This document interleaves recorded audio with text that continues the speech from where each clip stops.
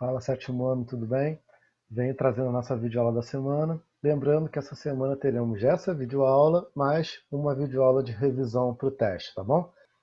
Agora a gente já está no final da nossa disciplina e falta apenas a gente dar esse pedacinho restante do capítulo 12, que no caso é sobre os movimentos nativistas do Brasil colônia, né?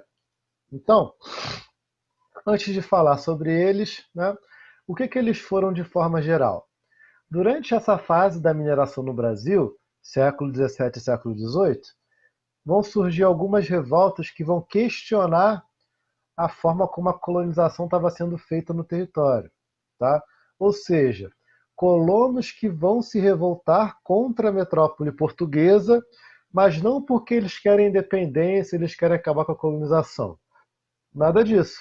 Apenas porque esses colonos que estão se revoltando, eles entendem que é, a administração portuguesa da colônia está os prejudicando.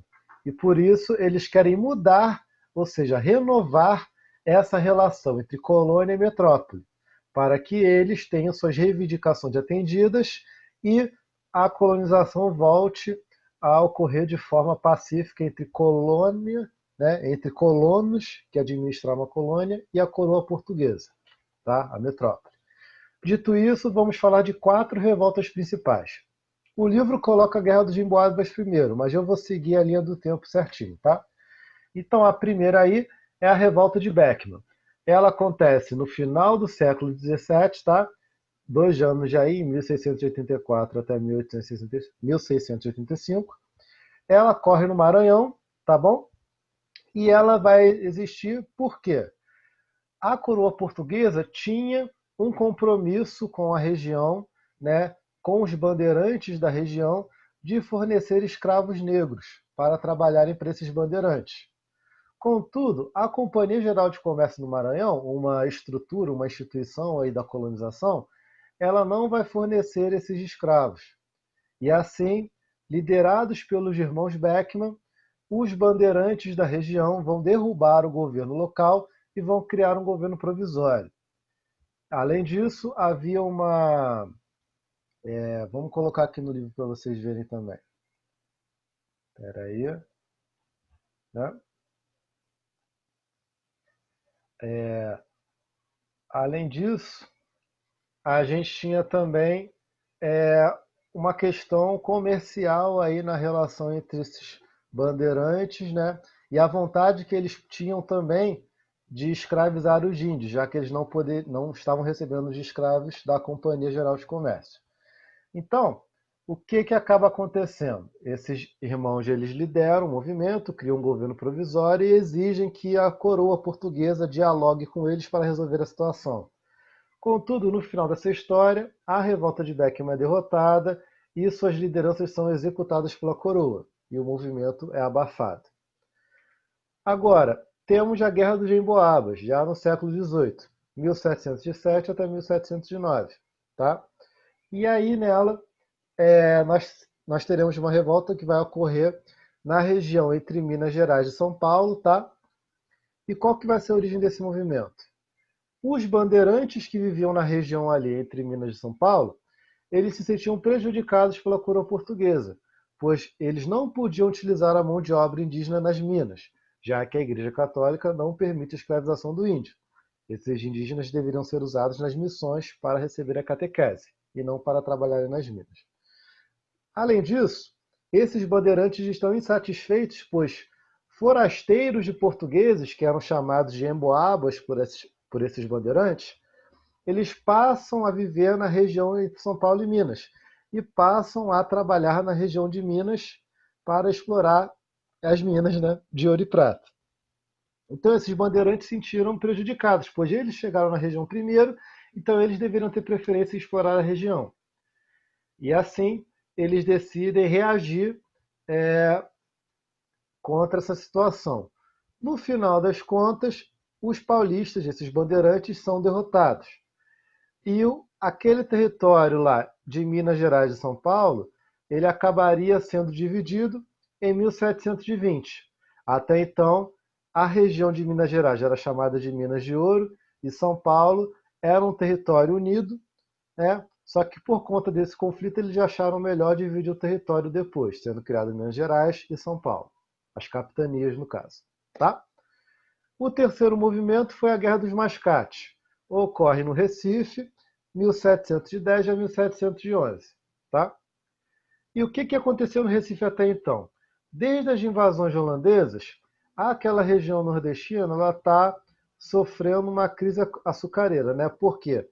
Após o fim das invasões holandesas, os holandeses estão produzindo açúcar lá na América Central e esse açúcar ele está sendo um grande competidor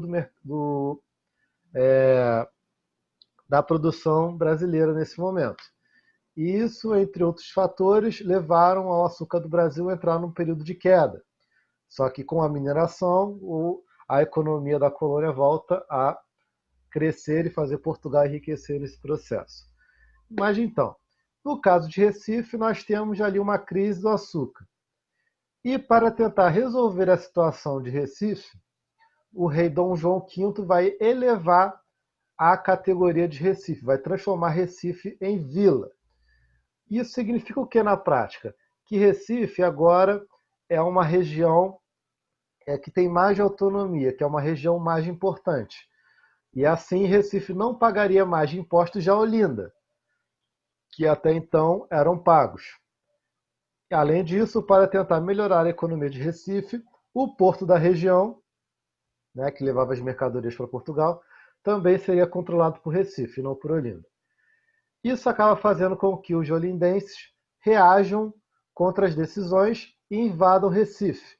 E assim se desenvolve a Guerra dos Mascates, sendo que os mascates é um termo no qual os olindenses vão chamar o pessoal de Recife, né, os comerciantes de Recife, de forma pejorativa.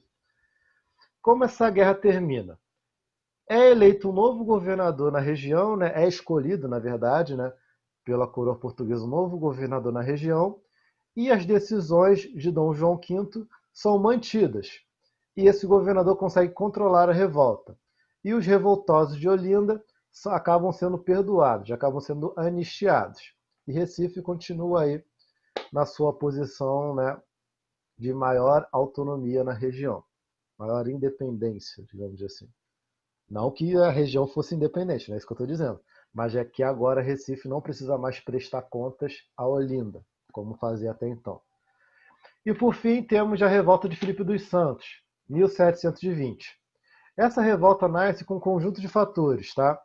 No qual nós temos, em Minas Gerais acontecendo, a cobrança abusiva do quinto, a prática da derrama, que a gente já falou, diferenças étnicas entre brasileiros e portugueses, ou seja, cada um lá não gostando do outro lado, né, entrando em conflito com o outro lado, entre outros fatores, acabam levando a grandes críticas ao governo de Minas Gerais. Tá? E o que vai acontecer? Os brasileiros da região, que não queriam se aliar aos portugueses, que tinham diferenças aos portugueses, né, eram inimigos, eles reagem se revoltando e destruindo documentos oficiais sobre o recolhimento de ouro na região. Então a coroa portuguesa teria dificuldade de cobrar os seus impostos sobre o ouro. Né? Além disso, esses revoltosos elaboram um documento contendo seus objetivos. E dentro desses objetivos, né, eles querem reformar essa relação da colonização naquele território. Tá? E como essa revolta ela vai se encerrar? O governador de Minas Gerais ele aparece aceitar as reivindicações dos revoltosos. E assim os revoltosos já baixam a guarda. Só que logo depois, secretamente, esse governador organiza suas tropas e destrói a revolta. E o Filipe dos Santos, que era a liderança do movimento, é condenado à morte como exemplo. Tá? Então, minha gente, essas foram as revoltas nativistas que a gente falou aí no capítulo 12. Tá? Relembrando, essa semana tem essa videoaula e tem a revisão do teste que eu vou lançar amanhã, quinta-feira, no grupo para vocês. Tá? Qualquer dúvida, sabe onde me encontrar. E um detalhe, eu percebi só agora. O capítulo 10 eu não tinha cobrado no bimestre passado. Então, para esse teste, eu devo cobrar o 10, o 11 e o 12. E aí eu vou colocar a matéria lá, tá? Não devo cobrar tudo sobre os capítulos, como a gente já conversou sobre, tá bom? Então fiquem tranquilos, vai dar tudo certo, tá bom? Então é isso, gente. Vou encerrando por aqui e a gente continua depois, tá bom? Até mais ver, né? Até logo. Tchau, tchau.